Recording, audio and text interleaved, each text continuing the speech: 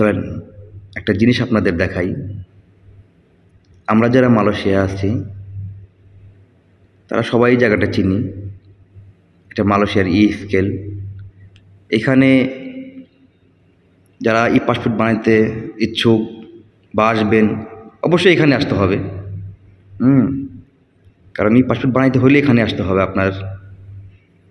তে এখানে প্রচুর লোক হয়, প্রতিদিন 700, 800, 1000, 1500 পর্যন্ত লোক হয়। অনেকটাই ভিড়। এখানে 3টা লাইন করা হয়েছে। একজন যারা পাসপোর্ট বানাইতে আসছেন নতুন তাদের একটা লাইন, যারা পাসপোর্ট বানাইয়া অনেক আগে চলে গেছেন হচ্ছে না তাদের সমস্যা তাদের একটা লাইন, আর যারা এই যে ভাইদের মতো পাসপোর্ট পাইছেন তাদের একটা লাইন।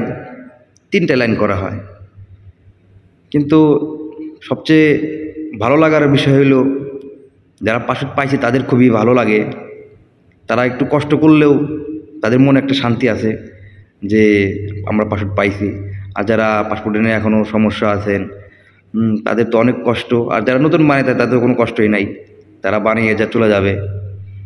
কিন্তু যাদের সমস্যা তাদের অনেকটাই কষ্ট।